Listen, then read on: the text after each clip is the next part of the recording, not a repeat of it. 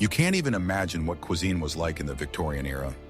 For some, it was the taste of truffles, lobster, and champagne flowing freely at endless dinner parties, where dozens of dishes were served. For others, who made up the vast majority, it was the bland taste of bread mixed with chalk, the bitter taste of chicory instead of coffee, and a constant gnawing feeling of hunger.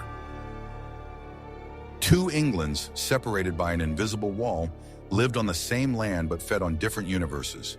The gap between the diet of an aristocrat and a worker was deeper than the Atlantic Ocean. Watch the video to the end, and you will find out which product, considered a delicacy for the poor, would today horrify any gourmet, and how a cup of ordinary tea became both a symbol of luxury and a tool for survival. In the crowded cities of Victorian England, food was not just sustenance, but a battlefield where every vendor sought to maximize their profits. For millions of poor people, buying food became a deadly lottery. What looked like food was often just an imitation, filled with cheap and sometimes poisonous additives. Bread, the staple of the working-class diet, was the main target of fraud. To make it whiter and more appealing, bakers unscrupulously added alum, a chemical compound of aluminum, to the flour. To increase the weight, ground bones, chalk, and even gypsum were mixed into the dough, turning a loaf of bread into a slow-acting poison.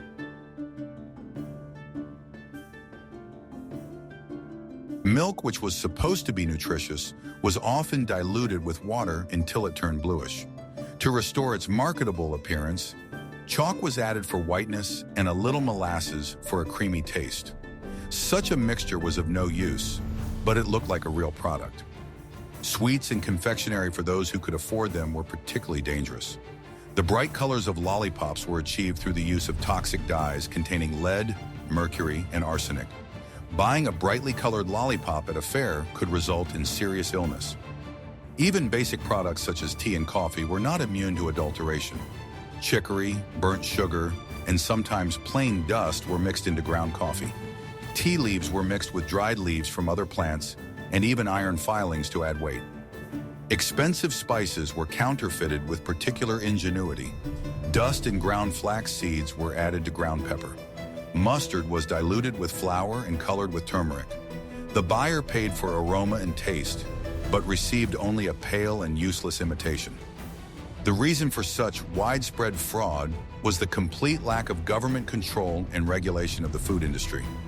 Manufacturers and traders operated in a wild market where the only goal was profit at any cost. Conscience and concern for consumer health were an unaffordable luxury. This problem became so acute that it attracted the attention of scientists and public figures. Chemist Arthur Hill Hassel conducted a large-scale study of products from London markets, and his findings, published in The Lancet, shocked society. It was these publications that marked the beginning of a long struggle for food purity. Do you think we have completely eliminated the problem of food adulteration today?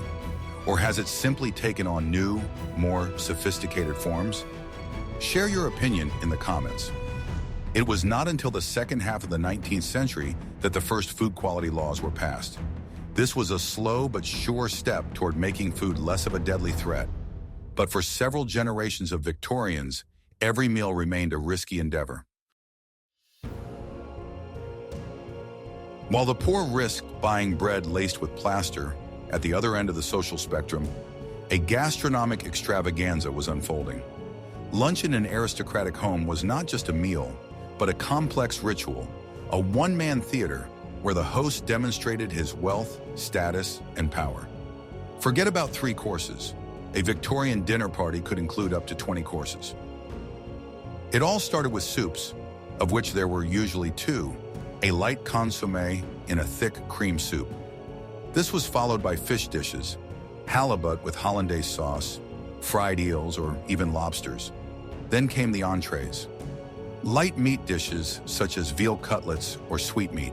The highlight of the meal was the serving of the roast or relève, a whole roasted piglet, leg of lamb, turkey, or game was brought in on huge silver platters. This was the centerpiece, a symbol of the host's abundance and generosity, which was carved right at the table. But that was not all. The main roast was followed by second courses, or entremets, which could include pâté, aspic, elaborate vegetable side dishes, and puddings. The table was groaning with food, and the guest's main task was to try at least a small portion of each dish. Desserts were a separate work of art. Multi-tiered cakes, jellies of all colors of the rainbow, ice cream, fresh fruit from greenhouses, and candied fruits. All this was served on exquisite porcelain and accompanied by expensive dessert wines. The amount of food was calculated to impress. It was considered bad form if there was not a huge amount of untouched food left on the table after dinner. This showed that the host was so rich that he could afford such extravagance.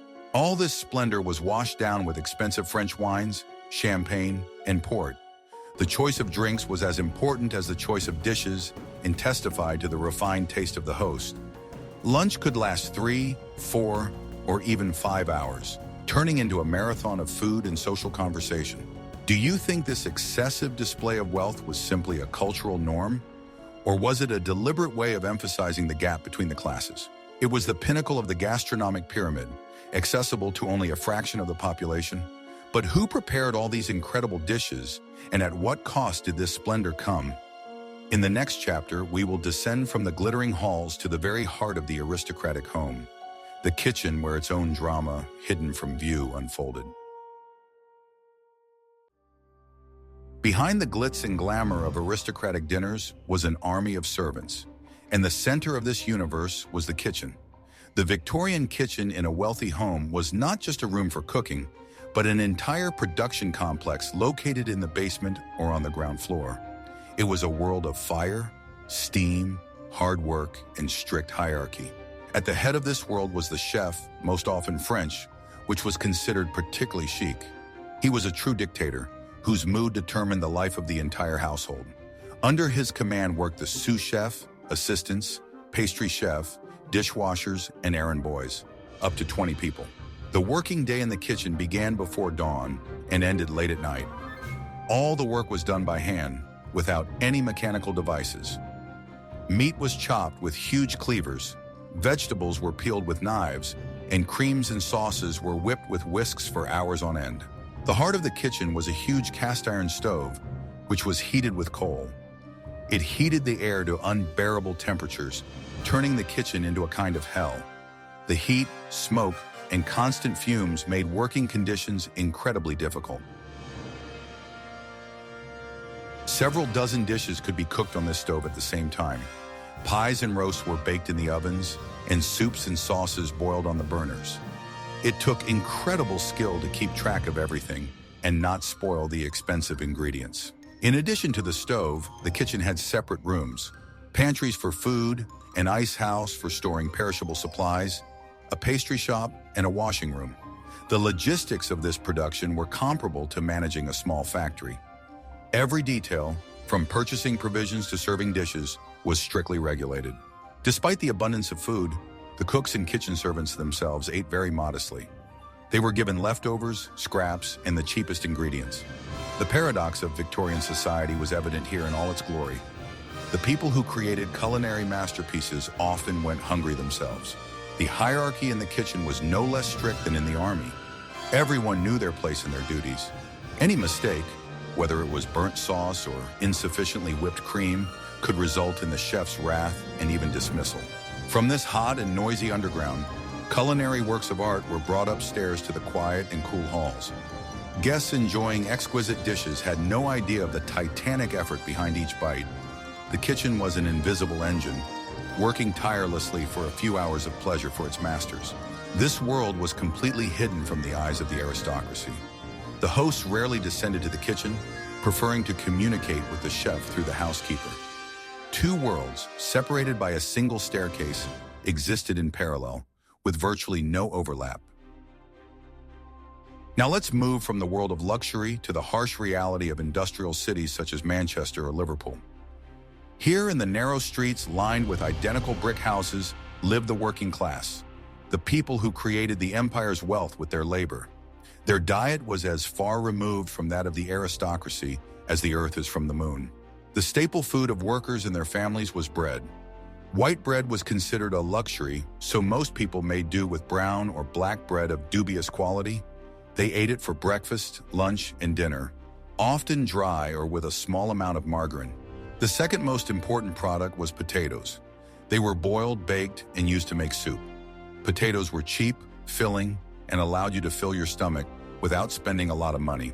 Meat rarely appeared on the workers' table, at best once a week on Sundays. These were the cheapest cuts: brisket, trimmings, and offal. A small piece of boiled bacon could be considered a real treat. Cheap fish, such as herring or sprat, was a more affordable alternative to meat. It was salted, smoked, and eaten with potatoes. Such food was simple but provided the necessary calories for hard physical labor. In addition to potatoes, cabbage, onions, and turnips were available vegetables. They were used to make simple soups and stews. Fresh vegetables and fruits were too expensive and considered a luxury. Sweets were a rarity. Cheap molasses spread on bread replaced jams and preserves. Sometimes a family could afford a simple pudding made with lard. Dairy products were also infrequent guests on the table. Fresh milk was expensive, so skimmed milk was used more often, or they simply did without it.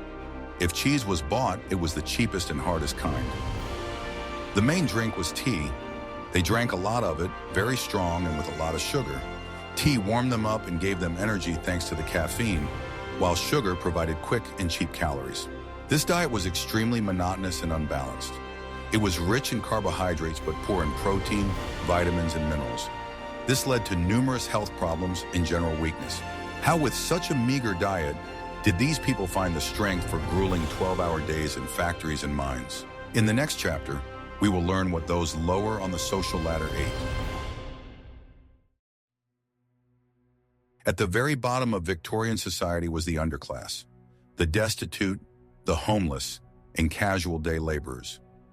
These people lived in the most appalling slums, such as London's East End, where the very concept of regular meals was absent. Their life was a daily struggle for a piece of bread, and anything they could get their hands on became food. The main source of food for the poor were workhouses. In these institutions, where those who could not feed themselves ended up, meals were served according to a strict schedule. The main dish was oatmeal porridge, or gruel, a thin, watery soup with virtually no taste or nutritional value. In addition to porridge, the workhouse might give a piece of stale bread and a little cheap cheese. Meat was given extremely rarely, and it was the lowest quality cuts. Such a diet was not designed to feed people, but simply to keep them from starving to death. Those who lived on the streets ate even worse. They begged for alms and collected leftovers from the doors of rich houses and markets. Any discarded vegetable or piece of meat that had not yet spoiled was considered a great stroke of luck. One of the cheapest and most accessible sources of protein was eels. They were caught in the polluted Thames, cooked and sold at street stalls. Jellied eels became a cult dish among London's poor, and it has survived to this day. Another cheap food was oysters. Today, oysters are a delicacy, but in the Victorian era, they were so plentiful that they cost less than meat. The poor bought them by the dozen and ate them right on the street. In the markets, you could buy a so-called faggot, a cutlet made from meat trimmings, heart, liver, and lungs mixed with bread and herbs. It was a cheap and filling dish, although its composition was often questionable. There were also so-called penny licks. This was very low-quality ice cream sold in small glass cups. After the customer ate their portion, the cup was simply rinsed in a bucket of water and refilled for the next customer. In the most desperate cases, people ate what they found in landfills. Horse hooves, bones, and other scraps were boiled for hours to get at least some broth. It was food on the verge of survival. For these people, food had no taste. It had only one function: to delay hunger for another day. Their diet was not just meager, it was dangerous and humiliating. This was the underside of a glorious era that people preferred not to notice. The Victorian era, with its rapid urbanization and huge numbers of people living on the breadline, became a golden age for street food. The streets of industrial cities were filled with vendors offering quick, cheap, and hot food to workers who had neither the time nor the opportunity to cook at home. It was the very first fast food, born out of necessity. One of the most popular street foods was meat pies. They were baked in small bakeries and sold from trays right on the street. The fillings varied from beef and kidneys to cheaper offal. Hot eels were another street food hit. They were cooked in large pots with spices and served in bowls with broth. It was a warming and filling meal, especially popular during the cold season. Fried potatoes, the predecessor of modern French fries, also appeared on the streets of Victorian England. They were fried in large vats of boiling fat and sold in paper bags. It was a simple but very popular treat. For those looking for something more exotic, vendors offered pea soup. Thick, rich soup made from dried peas was sold by the cup. For a penny, you could get a whole bowl of hot, nutritious food. Seafood was widely available in street markets. In addition to oysters and eels, boiled shrimp, mussels, and other shellfish were sold. They were served with vinegar and pepper and were a popular snack. Sweets were also sold on every corner.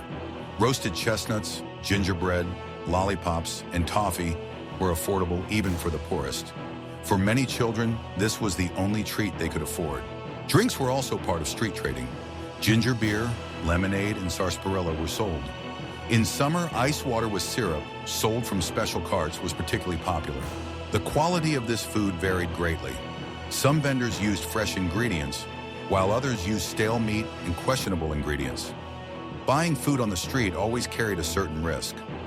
Nevertheless, for millions of people, street food was an integral part of life. It provided a quick and cheap meal without having to take a break from work. The streets of Victorian cities were a veritable gastronomic melting pot. Would you risk buying food from a street vendor in such conditions?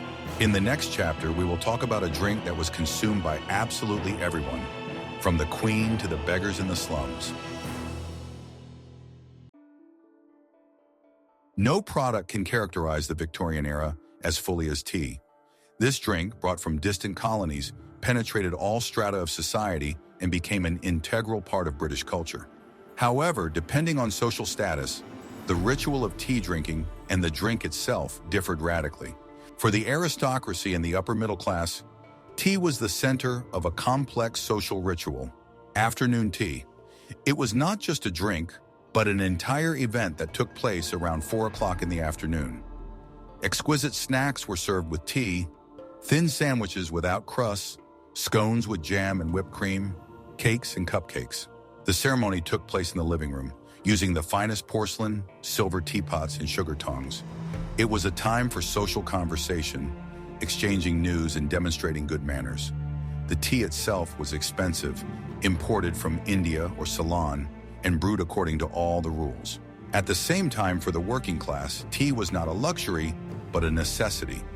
Workers drank what was known as high tea, a hearty dinner that took place immediately after work, around 6 in the evening. The name high came from the fact that it was eaten at a high dining table, rather than at a low coffee table, as the aristocrats did. This tea party was a full meal. Tea was served with bread and butter, meat pies, salted fish, potatoes, and cheese. It was a hearty and high-calorie meal designed to restore strength after a hard day's work. The tea that the workers drank was the cheapest available, often tea dust or small, low-quality leaves. It was brewed very strong until it was black, and a lot of cheap sugar was added. This drink provided a quick boost of energy and warmth. Tea became the fuel of the Industrial Revolution. Employers encouraged tea breaks in factories, as they noticed that a short break with a cup of hot drink increased productivity. Boiling water for tea also helped reduce the spread of diseases transmitted through raw water. The popularity of tea led to the development of an entire industry. Famous tea brands such as Lipton and Twinings appeared.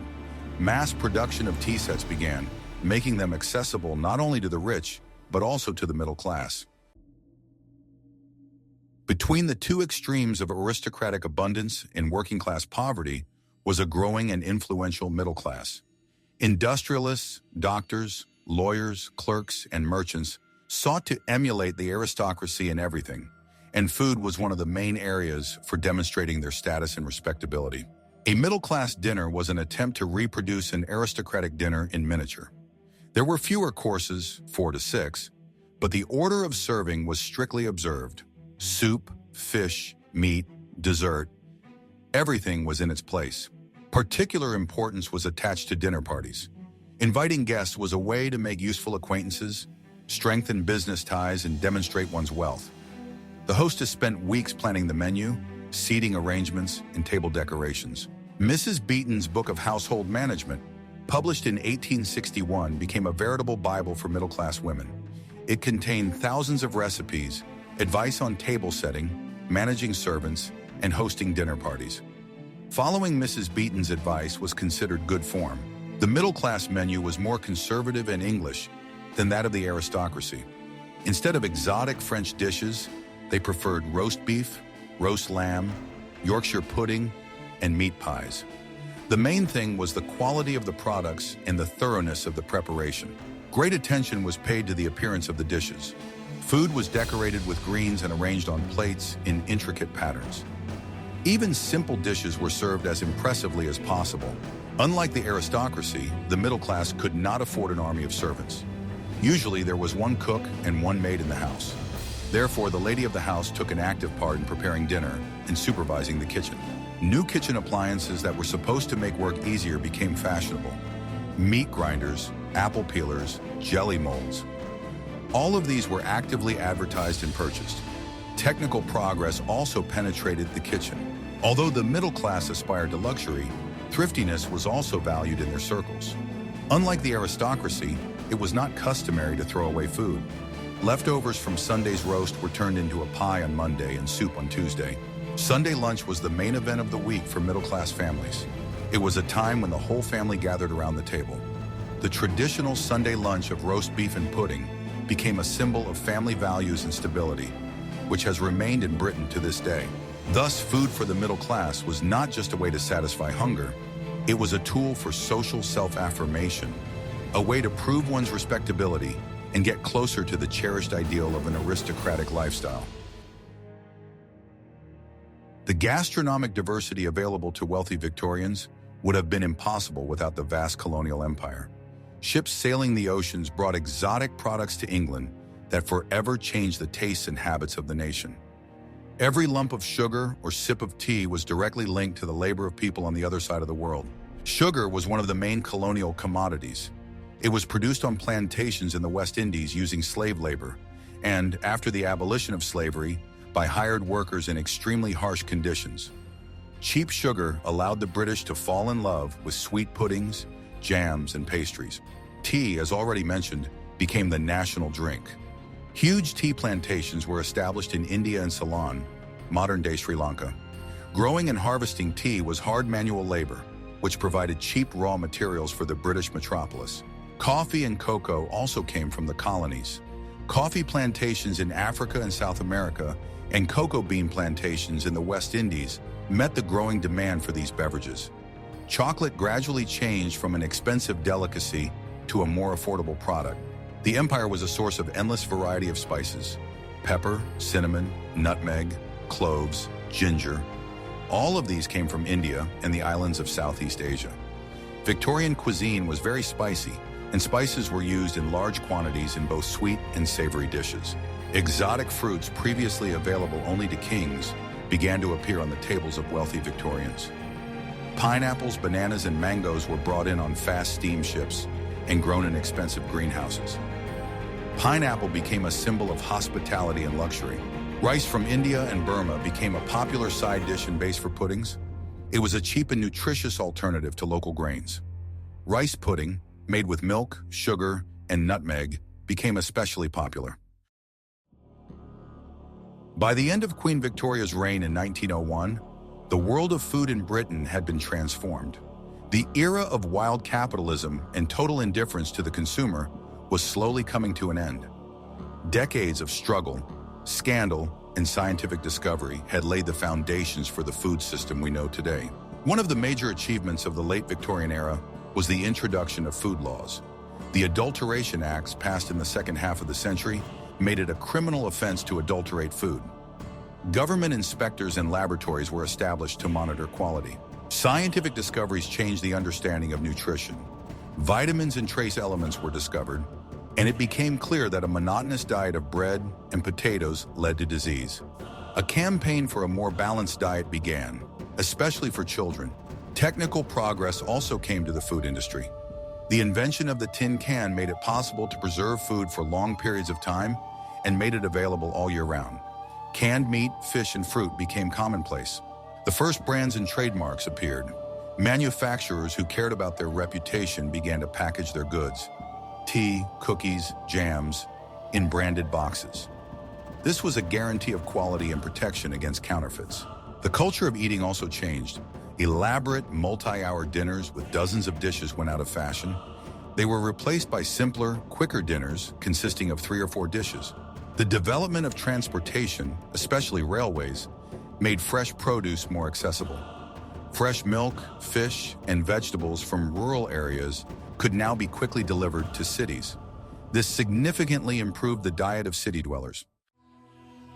We have taken a journey through time, looking at the plates of people in the Victorian era.